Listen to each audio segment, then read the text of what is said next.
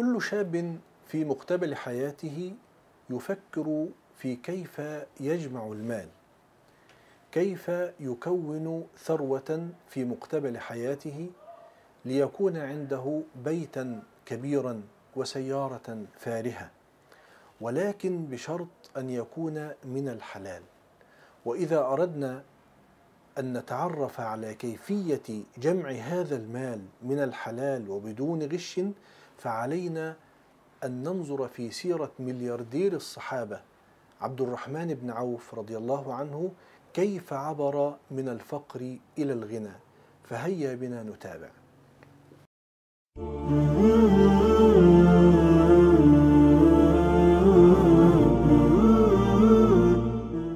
بسم الله الرحمن الرحيم، الحمد لله والصلاة والسلام على سيدنا رسول الله صلى الله عليه وسلم، وبعد.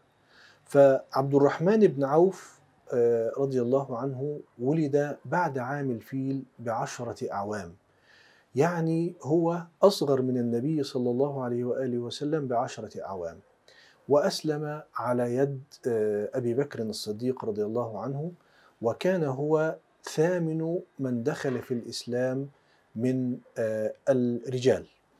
وحدث هو عن نفسه أنه كان كما يذكر ثمن الإسلام، لأن مجموع من دخلوا في الإسلام كانوا 8، كان هو ثامنهم، وهو أيضا أحد ال10 المبشرين بالجنة رضي الله عنه وأرضاه. هاجر إلى الحبشة بعد إسلامه، ثم بعد ذلك هاجر إلى المدينة المنورة، وهناك آخى النبي الكريم صلى الله عليه وسلم بينه وبين سعد بن الربيع الأنصاري.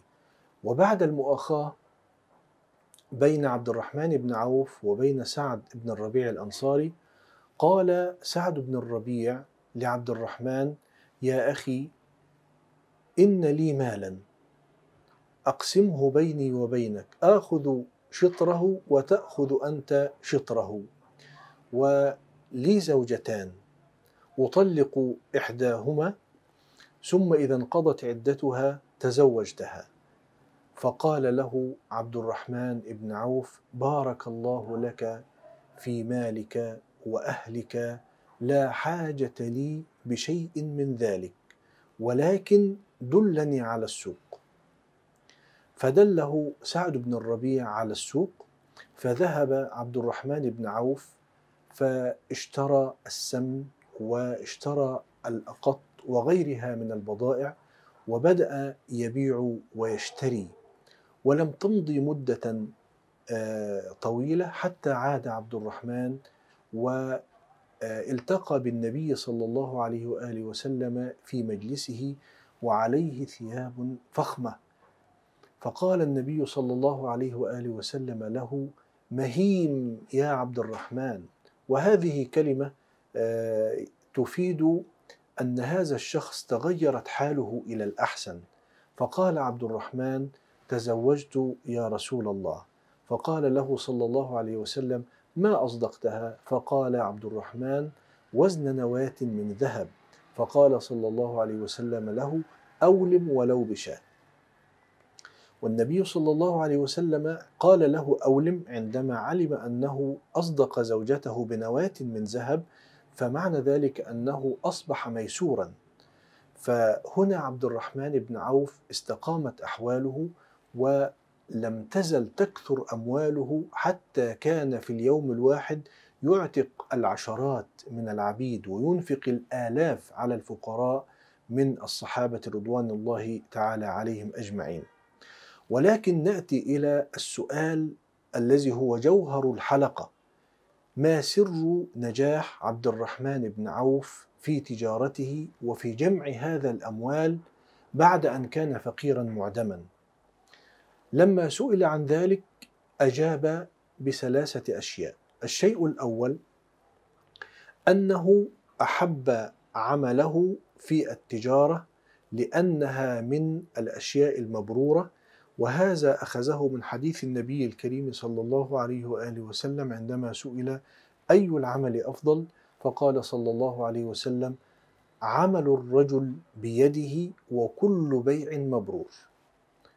فعبد الرحمن بن عوف عمل في البيع المبرور وأحب التجارة بدون غش ودون بخس في الكيل أو في الميزان، فهذا هو البند الأول الذي جعله ناجحا في تجارته، أنه أحب التجارة لأنها من أفضل الأعمال إذا كانت بما يوافق الشرع. الأمر الثاني، عندما سئل عن سر نجاحه وتحصيله في هذه الثروة الكبيرة قال: بشيئين، لأني ما بعت دينا وما استقليت ربحا. معنى ما بعت دينا أي ما بعت بالتقسيط، ما بعت بالأجل، وإنما كان يبيع قبضا. هذا هو الشرط الأول في نجاحه في تجارته، ما بعت دينا ولا استقليت ربحا، يعني الربح مهما كان قليلا لم يستقله عبد الرحمن بن عوف رضي الله عنه وأرضاه. الأمر الثالث في نجاحه في تجارته وكثرة ثروته الزكاة، كان يزكي عن ماله وكان يكثر من الصدقات، وهذا مصداقا لحديث النبي الكريم صلى الله عليه وسلم: ما نقص مال من صدقة. ونختم بهذه القصة التي ترويها السيدة عائشة رضي الله عنها وأرضاها عن عبد الرحمن بن عوف وعن تجارته وعن كثرة صدقاته، فتقول: مر علينا عام الرمادة ونحن في خلافة عمر بن الخطاب رضي الله عنه، وكان شديدا على الناس. تقول: وكان في بيتي فقط بضع تمرات. وتقول: وكنت في وقت القيلولة وإذ بي أسمع جلبة عظيمة، فقلت للجارية: انظري ما الخبر؟ فخرجت جاريتها ثم عادت وقالت: يا أم المؤمنين، وصلت قافلة لعبد الرحمن بن عوف محملة بأصناف الأطعمة والكساء من بلاد الشام، والتجار يساومونه على البضعة الواحدة أن يشتروها منه ب5 أضعافها وهو لا يوافق. فقالت السيدة عائشة رضي الله عنها: والله لئن صدفته لأقرعن. ماذا حدث لأصحاب محمد صلى الله عليه وسلم بعد وفاة محمد؟ ثم لم يمضي وقت طويل حتى طرق باب أم المؤمنين، فقامت الجارية لتنظر، فقالت: يا أم المؤمنين، عبد الرحمن بن عوف يستأذن. فقالت السيدة عائشة: والله لقد جاءني بنفسه. فلما خرجت إلى قرب الباب وبينهما حجاب قالت له: ماذا يا عبد الرحمن؟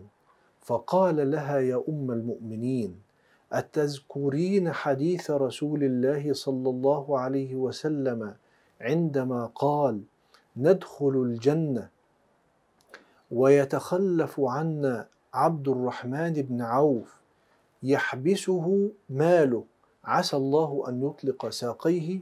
قالت: نعم أذكره. فقال: وإني أشهد الله وأشهد أمير المؤمنين وأشهد علي بن أبي طالب وأشهدك أني قد جعلت هذه القافلة في سبيل الله، عسى الله أن يطلق ساقي يا أماه. ثم ولى وانصرف. تقول السيدة عائشة رضي الله عنها: فعدت أجرجر أذيالي وأتمتم وأقول: أتظنين بأصحاب رسول الله هذه الظنون؟ والله ليتك ما كنت ولا كنت.